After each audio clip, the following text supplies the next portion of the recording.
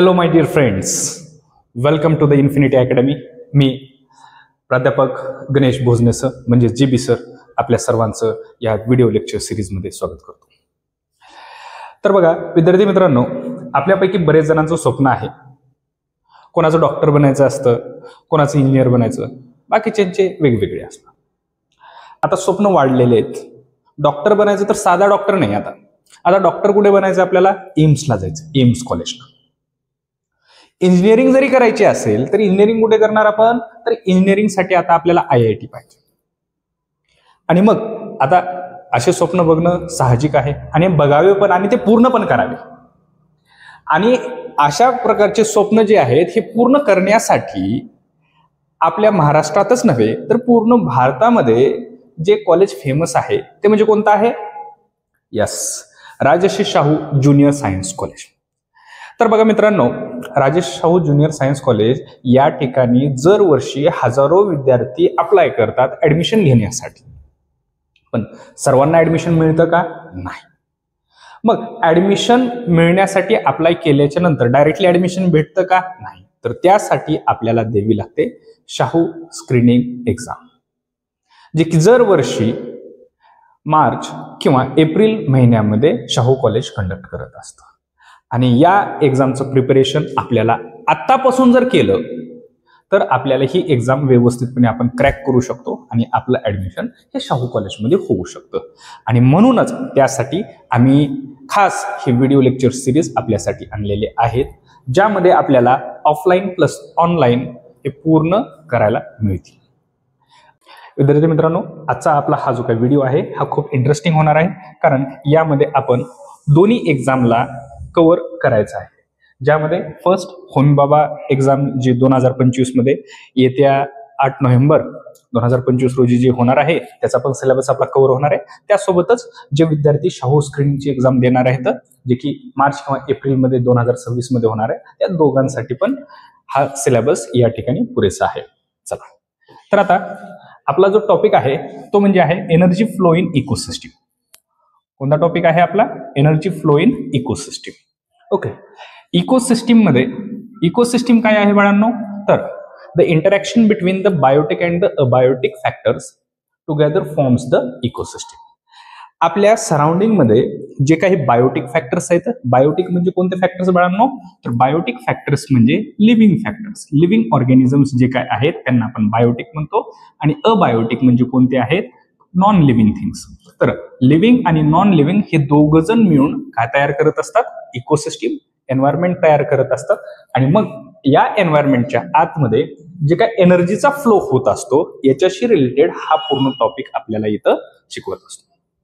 तर आता बघूत आपण यामध्ये सर्वात पहिला जो काय पार्ट आहे, सर्वात पहिला पार्ट आपल्यासाठी जो आहे तो म्हणजे आहे फूड चेन. फूड चेन म्हणजे काय आहे? तर बघा या ठिकाणी आपल्याला या फिगरमध्ये, या चित्रामध्ये आपण पाहू शकतो की या ठिकाणी ग्रास आहे. ग्रासच्या वरती एक ग्रास हॉपर दिलेला आहे. त्याच्यानंतर एक फ्रॉगचं चित्र आहे. फ्रॉगच्या नंतर एक स्नेकचं आहे. स्नेकच्या नंतर एक हॉक, ओके, ईगल पण म्हणू शकतो आपण. आणि त्याच्यानंतर बॅक्टेरिया आणि फंगाय अशा पद्धतीचं एक चित्र आपल्याला इथं दिसत आहे. आता या चित्राकडे पाहून आपल्याला काय समजतं किंवा काय दिसतं?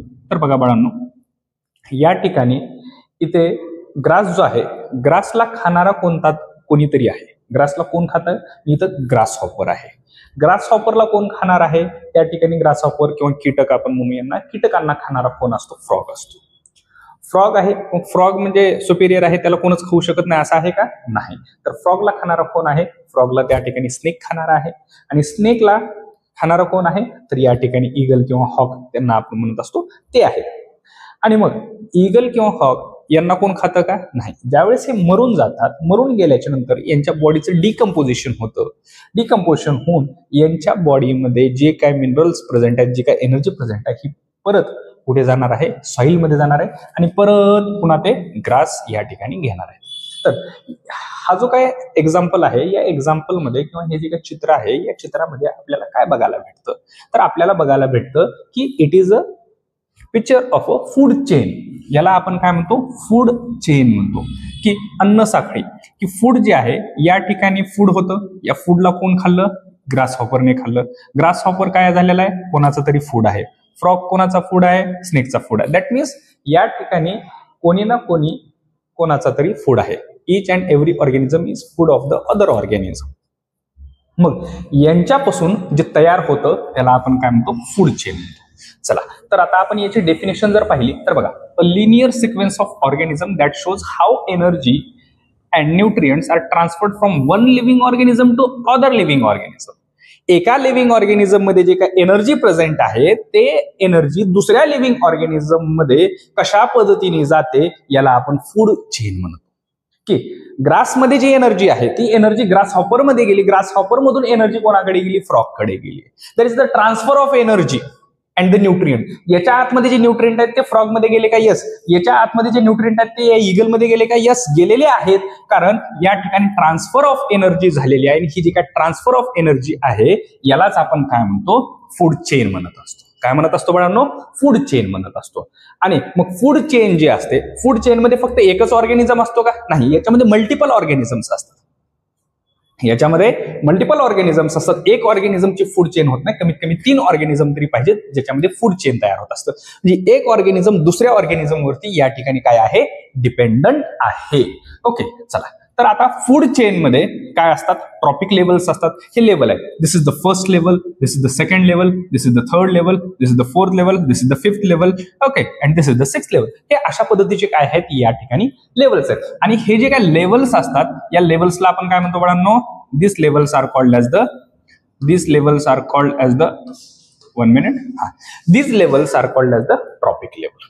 तर आता बघा यामध्ये कोणत्याही फूड चेनमध्ये 4 मेन कॉम्पोनेंट असतात. किती मेन कॉम्पोनेंट असतात बाळांनो, 4 मेन. पहिला जो काय कॉम्पोनेंट आहे, दिस इज द, पहिला जो काय कॉम्पोनेंट आहे बाळांनो, पहिला कॉम्पोनेंट कोणता आहे, कोणता कलर घ्यायचा, आपण रेड कलर घेऊया, दिसेल व्यवस्थितपणे. तर बघा आता या ठिकाणी 4 मेन कॉम्पोनेंट आहेत फूड चेन मध्ये. पहिला जो काय कॉम्पोनेंट आहे दॅट इज द प्रोड्युसर. कोण आहे, producer is the main component जो कोणत्याही फूड चेन मध्ये एनर्जीला प्रोड्यूस करतो. कशाला प्रोड्यूस करतो, एनर्जीला प्रोड्यूस करतो. प्रोड्युसेस एनर्जी, प्रोड्युसेस काय करतो, प्रोड्युसेस एनर्जी. जो प्रोड्युसर आहे, प्रोड्युसर काय करणार आहे, कधी पण एनर्जीला प्रोड्यूस करत असतो. मग प्रोड्यूस करण्याची ॲबिलिटी कोणामध्ये आहे, तर प्रोड्यूस करण्याची ॲबिलिटी फक्त आणि फक्त कोणामध्ये आहे, तर प्लांट्स मध्ये आहे. ॲनिमल्स जसे की आपण हे प्रोड्युसर म्हणू शकतो का, नाही. आपण काय आहोत, आपण कंझ्युमर. प्लांट्सनी जे एनर्जी तयार केलेली आहे ते आपण खाऊ शकतो, आपण बनवू शकत नाही. Plants they are the producer. Producer काय आहेत plants, because they can perform the photosynthesis. हे फोटोसिंथेसिस परफॉर्म करतात आणि फोटोसिंथेसिस परफॉर्म करून हे काय करतात, स्वतःचं फूड स्वतः बनवतात. म्हणून plants are the producers. Plants are the producers. कोणत्याही इकोसिस्टीम मध्ये प्लांट्सचा रोल काय असतो, तर plants they are the producer. आणि फूड चेन मध्ये पण सर्वात प्रथम येणारा पार्ट म्हणजे कोण असतो, तो म्हणजे प्रोड्युसर असतो. सर्वात the first factor that is the producer. Okay, मग आता प्रोड्युसर वरती जो डिपेंड असतो बाळांनो, प्रोड्युसर वरती जो डिपेंड असतो त्याला आपण म्हणतो कंझ्युमर. काय म्हणतो आपण त्याला, कंझ्युमर. हा प्रोड्यूस करणार आहे, हा कंझ्युम करणार, उपभोक्ता. ओके, उपभोग घेणार आहे. याने जे काय तयार केलेलं आहे त्याचा फायदा घेणारा कोण असतो, कंझ्युमर असतो. मग कंझ्युमर सगळे एकाच लेवलचे आहेत का, नाही. तर कंझ्युमर मध्ये पण आपण पाहू शकतो की कंझ्युमर मध्ये पण काय आहेत, टाइप्स आहेत. कोणकोणते टाइप्स आहेत, तर आपण म्हणतो प्रायमरी कंझ्युमर, त्याच्यानंतर सेकंडरी कंझ्युमर, त्याच्यानंतर टर्शरी कंझ्युमर आणि सर्वात शेवटला कोण असतो, अपेक्स कंझ्युमर. सर्वात शेवटला कोण असतो इथं, अपेक्स कंझ्युमर. तर बघा primary consumer, secondary consumer, tertiary consumer, apex consumer, हे सर्वजण काय आहेत, कंझ्युमरचे टाइप आहेत. कंझ्युमरचे टाइप आहेत. तर बघा आता यांच्यामध्ये काय डिफरन्स असतो, तर या ठिकाणी कोण आहे, प्रायमरी कंझ्युमर. प्रायमरी कंझ्युमर म्हणजे कोण आहे, जो डायरेक्टली डिपेंड असतो कशावरती, प्रोड्युसर वरती. The organism which is directly depend upon the producer is called as the primary consumer. जो काही करणार नाही, म्हणजे दुसऱ्या ऑर्गॅनिझम्सला खातो का, नाही. या ठिकाणी कोणते ऑर्गॅनिझम्स येतील, मग हार्बिवर्स ऑर्गॅनिझम. कोणते म्हणू आपण यांना, हार्बिवर्स. हार्बिवर्स जे असतात, शुद्ध शाकाहारी जे काही ऑर्गॅनिझम्स असतात, हे सर्वजण डायरेक्टली कशावरती डिपेंड आहेत, प्लांट्स वरती आहेत. हे दुसऱ्या ऑर्गॅनिझम्सला खाऊ शकतात का, खाऊ शकत नाहीत. मग जे ऑर्गॅनिझम्स डायरेक्टली कोणावरती डिपेंड असतात, प्लांट्स वरती डिपेंड असतात for their food, are called as the primary consumers, as well as they are also called as the herbivores. काय आहेत हे हर्बिवोर्स आहेत. ओके, तर प्रायमरी कंझ्युमर्स या ठिकाणी थोडंसं आपण इंक चेंज करू बाळांनो, म्हणजे आपल्याला व्यवस्थित दिसेल. कोणते ब्ल्यू येलो कलर घेऊ. ओके, चला. तर प्रायमरी प्रोड्युसर्स हे कधी पण काय असतात, हर्बिवोर्स असतात. कोण असतात हे herbivores. These are always the herbivores. कोण प्रायमरी कंझ्युमर. मग याच्यामध्ये कोण येतात, हे ग्रासहॉपर वगैरे येतील. त्याच्यानंतर डिअर येईल. साधं सोपं जर आपण एक्झाम्पल घ्यायचं म्हटलं तर डिअर. आता डिअर काय असतो, हरिण जो आहे, हरिण डायरेक्टली ग्रासवरती डिपेंड आहे. ग्रास खाल्ला तरच त्याचं पोट भरणार आहे. तो दुसऱ्याची शिकार करणार आहे का, शिकार करणार नाही. मग आता या ठिकाणी हा जो काय प्रायमरी कंझ्युमर आहे, या प्रायमरी कंझ्युमरला पण खाणारा कोणतरी आहे, याच्यावरती डिपेंड असणारा पण कोणीतरी आहे. मग याला खाणारा जो काय दुसरा कंझ्युमर आहे, त्या कंझ्युमरला आपण म्हणणार सेकंडरी कंझ्युमर. कोणता कंझ्युमर म्हणणार आपण त्याला बाळांनो, सेकंडरी कंझ्युमर. मग या ठिकाणी जर आपण प्रायमरी कंझ्युमर जर हरिण घेतला, तर हरणाला खाणारा जो काय सिंह असतो किंवा टायगर जो काय आहे, तर त्याला आपण सेकंडरी कंझ्युमर म्हणू शकतो. आपण ती फूड चेन त्या ठिकाणी संपते, कारण टायगरला खाणारा दुसरा ऑर्गॅनिझम नाही म्हणून त्या ठिकाणी. मग ही जर आपण थोडंसं फूड चेन जर मोठी करायचं म्हणलं, तर आपण या ठिकाणी काय घेतलं, ग्रास हॉपरला खाणारा फ्रॉग आहे. तर फ्रॉग या ठिकाणी कोण आहे, सेकंडरी कंझ्युमर आहे. मग आता फ्रॉग इथं शुद्ध शाकाहारी आहे का, नाही, तो काय आहे, कार्निओर आहे. कोण आहे, कार्निओर. म्हणजे हर्बिवोर्स जे असतात, हर्बिवोर्सला खाणारे कोण असतात, हर्बिवोर्सला खाणारे कार्निओर्स असतात. कोण असतात बाळांनो, कार्निओर्स. हर्बिवोर्सला खाणारे कार्निओर्स असतात. त्याच्यानंतर आता हे जे काय कार्निओर्स असतात, सेकंडरी कंझ्युमर, इथे सेकंडरी कंझ्युमरला खाणारा पण कोणीतरी आहे, त्याला आपण म्हणलं tertiary consumer. Okay, the consumer which is depend upon the secondary consumer is called as the tertiary consumer. कोणता कंझ्युमर आहे बाळांनो, टर्शरी कंझ्युमर आहे. ओके, आता टर्शरी कंझ्युमर जे असतात हे पण कार्निओर्स असतात. कोण असतात, हे कार्निओर्स असतात. त्याच्यानंतर टर्शरी कंझ्युमरला जो खातो आणि जो सर्वात हायेस्ट लेवलला आहे फूड चेन मध्ये, त्याला आपण म्हणतो top consumer or the apex consumer. Top consumer or the apex consumer. Okay, आता टॉप कंझ्युमर किंवा अपेक्स कंझ्युमर अशा प्रकारचा ऑर्गॅनिझम असतो ज्याची शिकार जनरली कोणी करत नाही किंवा ज्याला फूड म्हणून कोणी खात नाही. तो जनरली नॅचरल डेथ त्या ठिकाणी होत असते त्याची, म्हणजे त्याची कोण शिकार जनरली करत नाही, माणसं सोडून. माणसं सर्वांचे शिकार करतात, माणसांना काय किती पण दिलं तर कमीच आहे. तर हे जे आहेत हे जनरली कोणाची शिकार नसतात, हे कोणाचं फूड नसतात. ओके, अशा प्रकारचे जे ऑर्गॅनिझम्स असतात कोणत्याही फूड चेनमध्ये, त्यांना आपण top consumer or the apex consumer आपण असं म्हणत असतो. ओके, मग आता याच्यामध्ये आपण लॉयन घेत असतो, टायगर घेत असतो, हे इगल घेत असतो. ओके, हे काय आहेत, टॉप कंझ्युमर आहेत. मग आता पुढे काय असतं, पुढचा जो लास्ट फॅक्टर आहे दॅट इज द डिकम्पोजर्स. कोण आहे, डिकम्पोजर्स. आता जे काय डिकम्पोजर्स असतात, डिकम्पोजर्स जे काय आहेत, हे डिकम्पोजर्स काय करतात, तर ज्यावेळेस हा जो टॉप कार्निओर असेल किंवा टॉप कंझ्युमर असेल, अपेक्स कंझ्युमर असेल, ज्यावेळेस याची डेथ होते, ज्यावेळेस हा मरण पावणार आहे, मरण पावल्यानंतर कुठं पडणार, कुठे तर पडणार आहे खाली. पडल्यानंतर याच्या बॉडीचं डिकम्पोजिशन करून आणतात.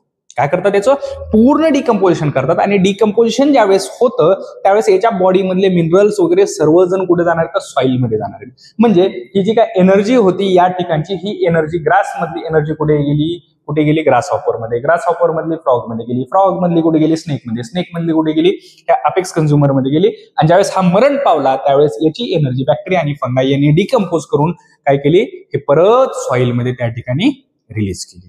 That is the food chain. याला आपण काय म्हणतो, पूर्णपणे फूड चेन इथे आपण म्हणत असतो. समजते बाळांनो. ओके, फूड चेन वरती किंवा हा जो काही टॉपिक आहे एनर्जी फ्लो इन इकोसिस्टीम, याच्यामध्ये सर्वात महत्वाची जी काय कन्सेप्ट आहे ते म्हणजे फूड चेन, फूड वेब आणि एनर्जी पिरॅमिड. याच्यावरती शाहू स्क्रीनिंग मध्ये प्रत्येक वर्षी काय केलेलं आहे, एक क्वेश्चन तरी विचारले. Minimum 1 question is asked in every year Shahu screening exam. प्रत्येक वर्षीचा एक्झामचा आपण जर पेपर काढून जर पाहिला तर त्यामध्ये आपल्याला याच्यावरती क्वेश्चन भेटून जाईल. अगदी 2024चा जो आहे, 24 मध्ये क्वेश्चन नंबर आय थिंक 63 नंबरचा जो काही क्वेश्चन आहे तो याच्याशी डायरेक्टली रिलेटेड आहे. त्याच्यानंतर 2023 मधला जो काही क्वेश्चन आहे त्याच्यामध्ये आय थिंक 90 नंबरचा क्वेश्चन जो आहे तर तो क्वेश्चन डायरेक्टली याच्याशी रिलेटेड आहे. 22 मध्ये पण आहे. त्याच्यानंतर 17, 18, 19 यांच्यामध्ये 18 मध्ये तर 2 क्वेश्चन विचारलेले आहेत याच्यावरती. Okay, so it is one of the important topic. हा जर टॉपिक नाही केला 4 मार्क आपले मिस होतील. तर त्यासाठी हा टॉपिक खूप इम्पॉर्टंट आहे. तर this is all about the food chain. Okay, एक ऑर्गॅनिझम दुसऱ्या ऑर्गॅनिझमवरती कशा पद्धतीने डिपेंड आहे याचं जे काही रिप्रेझेंटेशन असतं याला आपण काय म्हणतो, फूड चेन म्हणतो. आय होप तुम्हाला हे कळालं असेल. नेक्स्ट पार्ट आपण पाहू. तर आता बघा, नेक्स्ट आहे फूड वेब. फूड चेनच्या नंतर आपण जो काय पार्ट स्टडी करत असतो तो म्हणजे असतो फूड वेब.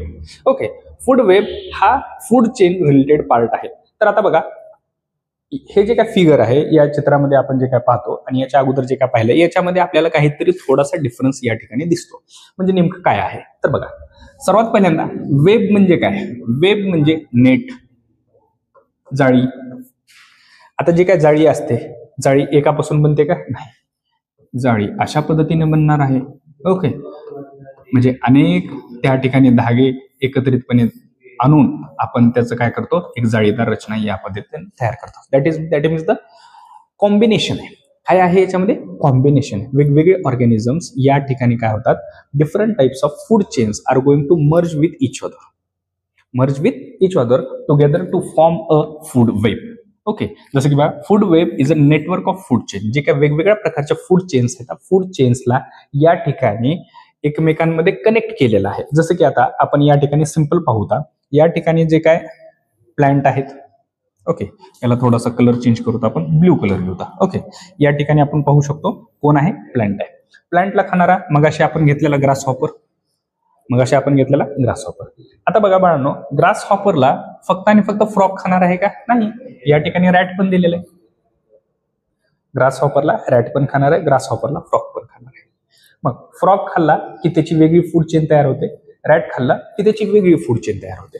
त्याच्यानंतर आता हे जे काय फ्रॉग आहे, फ्रॉगला खाणारा कोण आहे? फ्रॉगला खाणारा एक स्नेक आहे. फ्रॉगला डायरेक्टली ईगल खातो. फ्रॉग हा त्या ठिकाणी ड्रॅगन फ्लायला खात असतो. फ्रूट फ्लायला कोण खातो? फ्रॉग खातो. बटरफ्लायला कोण खातो? फ्रॉग खातो.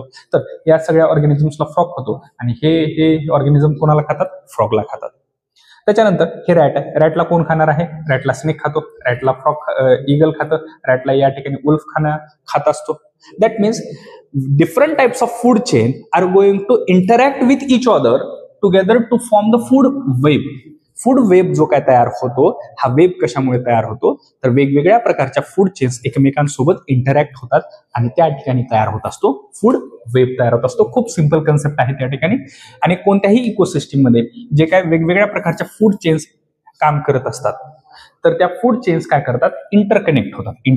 आणि त्यांच्यामुळे जो काय तयार होणारा पार्ट आहे त्याला आपण काय म्हणतो, फूड वेब. खूप छोटासा आणि सिंपल कन्सेप्ट आहे. आय होप सर्वांना समजलेला असेल. चला नेक्स्ट पार्ट आपण पाहूया. नेक्स्ट पार्ट आहे जो की इम्पॉर्टंट पार्ट आहे, मग अशी मी सांगितलेला, द एनर्जी पिरॅमिड. खूप महत्वाचा आहे एनर्जी पिरॅमिड. आता एनर्जी पिरॅमिड या ठिकाणी आपण पाहू शकतो, इथे आपल्याला दिसतोय हा जो काय आहे एनर्जी पिरॅमिड आहे. याला मी एक्सप्लेन करतो. याच्या अगोदरची काही एक ब्रीफ हिस्ट्री आपण या ठिकाणी पाहूया. सर्वात पहिल्यांदा जे काय फूड चेन मध्ये जे काय एनर्जी पिरॅमिड किंवा फूड चेनची जी काय स्टडी केलेली होती ते लिंडमन यांनी केलेली होती. कोण केलेली होती? Lindeman he studied the food chain and the energy flow through it.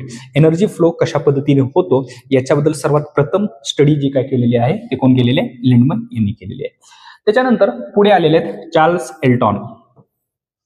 कोण आलेले आहेत? Charles Elton. He was a British scientist. Okay, आणि चार्ल्स एल्टॉन यांनी काय केलेलं आहे, सर्वात पहिल्यांदा जी काय कन्सेप्ट आहे इकोलॉजिकल पिरॅमिड.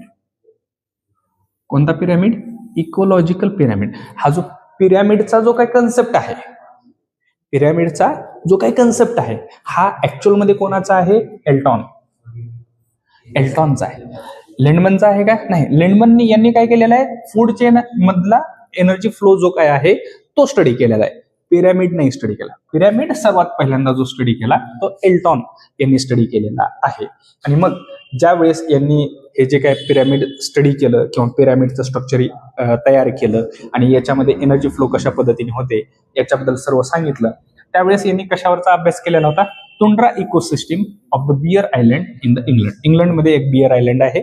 या बियर आयलँडमध्ये जे काय तुंड्रा इकोसिस्टीम आहे याच्याशी रिलेटेड त्यांनी स्टडी केलं आणि त्याच्यावरती त्यांनी काय तयार केलेला होता, हा पिरॅमिड त्या ठिकाणी सर्वात प्रथम त्यांनी तयार करून त्यांची ती थिअरी सांगितलेली होती.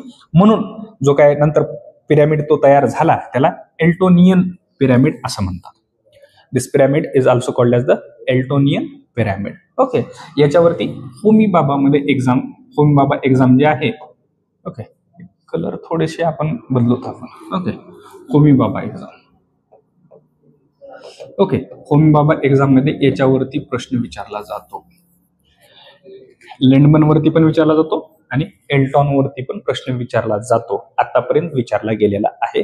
You can check the PYQs. PYQs मध्ये आपण पाहू शकतो. आणि याच्यानंतर आपण एक पीवायक्यूजचा एक सेपरेट व्हिडिओज पण आपण बनवणार आहोत, त्याच्यामध्ये पण तुम्हाला हे समजून जाईल. ओके, चला आता हे काय आहे ते आपण नेक्स्ट स्लाइड मध्ये बघूया. चलो नेक्स्ट. चलो, तर बघा आता एनर्जी पिरॅमिड, या ठिकाणी आपल्याला जे काय स्ट्रक्चर दिसत आहे, या ठिकाणी आपल्याला जे काय स्ट्रक्चर हे जे काय दिसत आहे, this is called as the energy pyramid.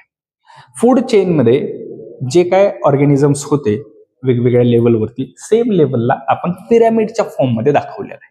कुठल्या फॉर्म मध्ये दाखवले बाळांनो? आपण यांना पिरॅमिडच्या फॉर्म मध्ये दाखवलेलं आहे. आता पिरॅमिडच्या फॉर्म मध्ये दाखवले तर कशा पद्धतीने दाखवले? तर बघा, सर्वात पहिल्यांदा खालचा जो काय लेवल आहे त्याच्यामध्ये आपण काय दाखवलेला आहे? प्रायमरी प्रोड्युसर्स, जे की प्लांट्स होते. प्लांट्सला खाणारे जे काय आहेत ते म्हणजे कंझ्युमर्स, प्रायमरी कंझ्युमर्स हे त्याच्यावरती दाखवलेले आहेत. त्याच्यानंतर सेकंडरी कंझ्युमर ते त्याच्यावरती दाखवलेले आणि टर्शरी कंझ्युमर त्याच्यावरती. याच्यावरती पण आणखी आपण एक लेवल वाढवू शकतो आणि या ठिकाणी टॉप कंझ्युमर आपण या ठिकाणी दाखवू शकतो, जसं की ईगल किंवा हॉक या ठिकाणी दिलेलं होतं अगोदरच्या फूड चेन मध्ये, सेम आपण त्या ठिकाणी घेऊ शकतो. ओके, चला तर आता एनर्जी पिरॅमिड मध्ये नेमकं कशा पद्धतीनं स्ट्रक्चर तयार केलं जात असतं तर पाहूया.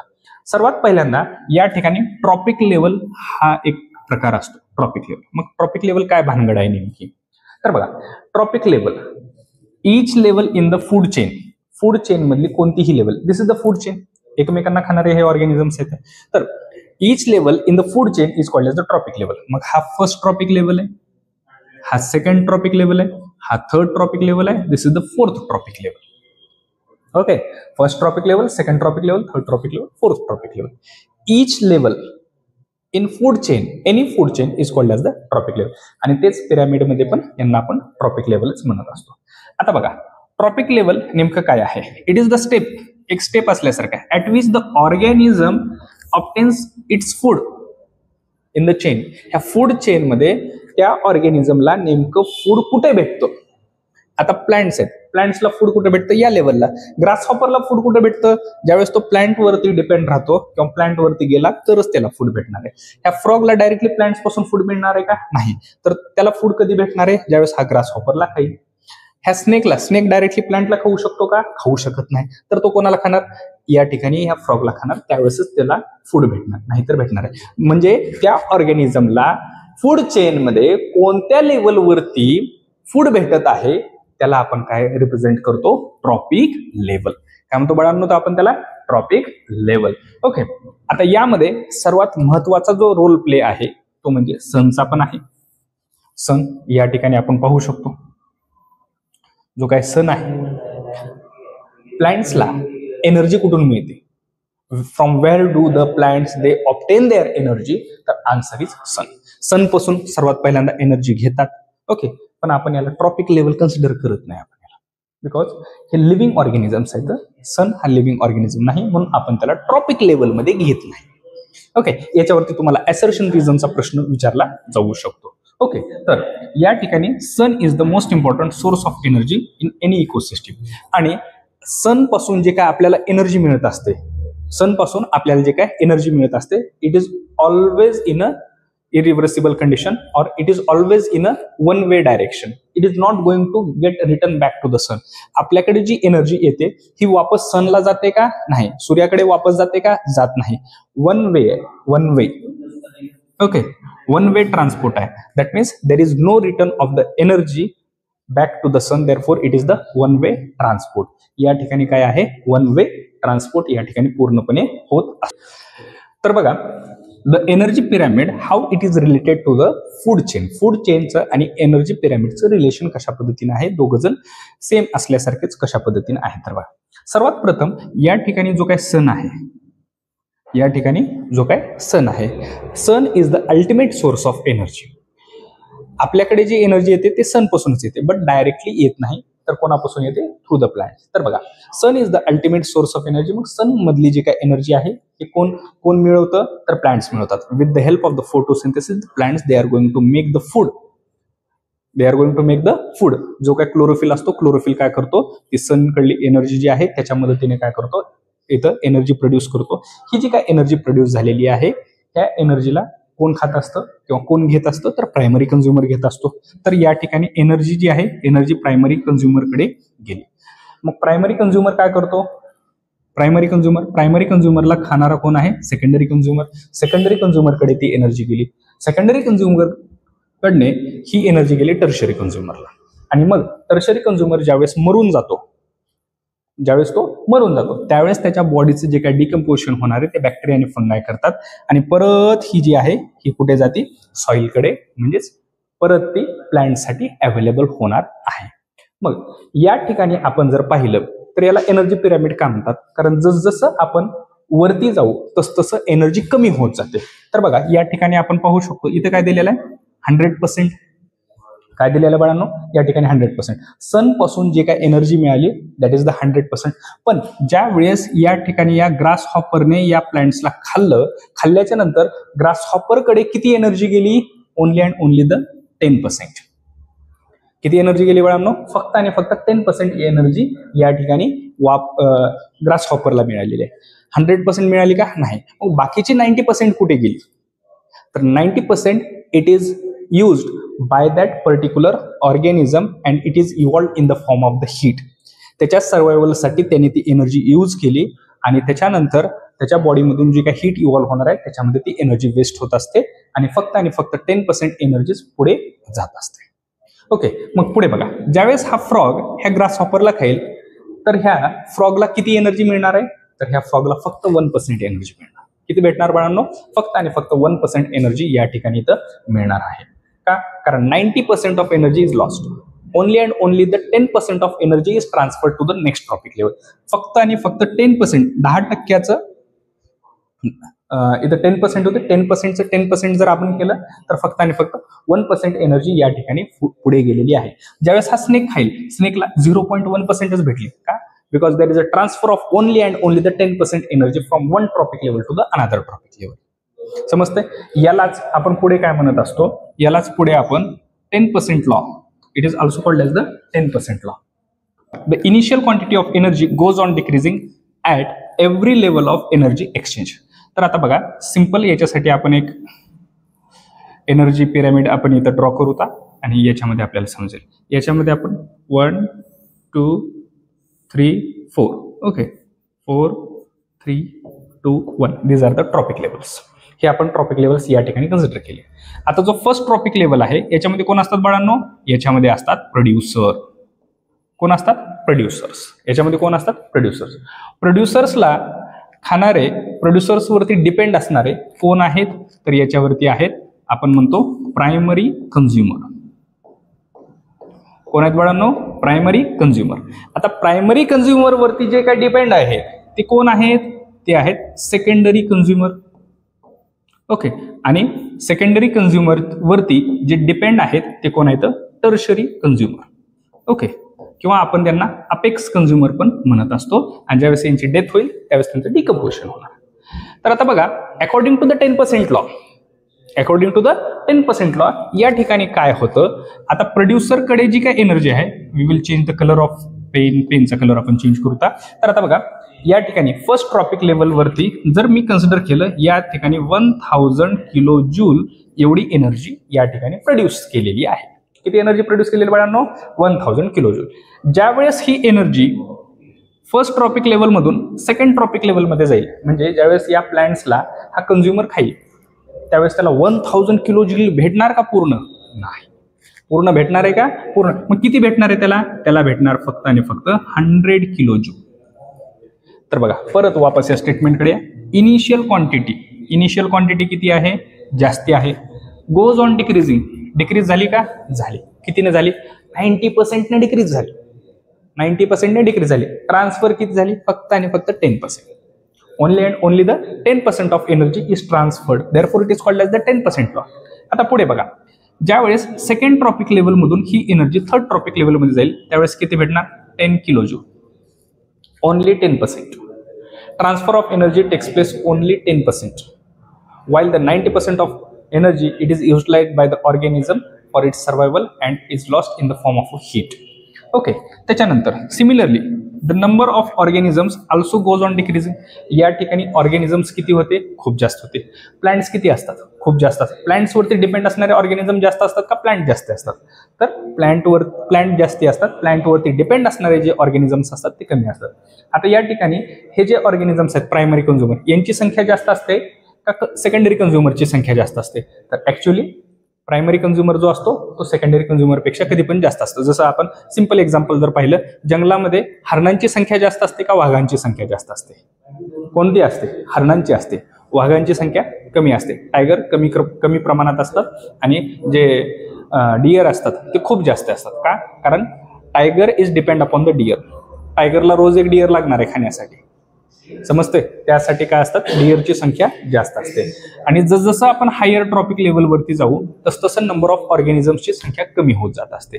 आता या ठिकाणी ज्यावेळेस एनर्जी ट्रान्सफर होईल फोर्थ ट्रॉपिक लेवलला, याला भेटणार फक्त 1 किलो जूल. याला भेटणार. जर सपोज या ठिकाणी फिफ्थ ट्रॉपिक लेवल आहे त्याला किती भेटणार बाळांनो? सांगा लवकर किती भेटणार? 0.1 किलो जूल. त्याच्यापेक्षा जास्ती नाही भेटणार, फक्त 0.1. का? Because there is a transfer of only 10% of energy. याच्यावरती खूप सोपे प्रश्न विचारलेले असतात. ही फक्त कन्सेप्ट ध्यानात ठेवायची की कधी पण प्रोड्युसरची संख्या जास्त, त्याच्यापेक्षा हे कमी, त्याच्यापेक्षा हे कमी, त्याच्यापेक्षा हे कमी. हा कन्सेप्ट व्यवस्थितपणे ध्यानात ठेवा. हा खूप इझी टॉपिक आहे. याच्यावरती प्रश्न पण विचारले जातात. इव्हन बोर्ड्समध्ये पण 10वीची तयारी जे करत असेल 10वीमध्ये पण हा पार्ट आहे, त्यांना पण हा खूप सोपा पार्ट असेल. समजतंय? आय होप समजलं असेल हे. चलो, इथे आपला एनर्जी फ्लो इन इकोसिस्टीमचा फर्स्ट हाफ पार्ट या ठिकाणी कंप्लीट झालेला आहे. नेक्स्ट पार्टमध्ये आपण उर्वरित भाग या टॉपिकचा आपण स्टडी करणार आहोत.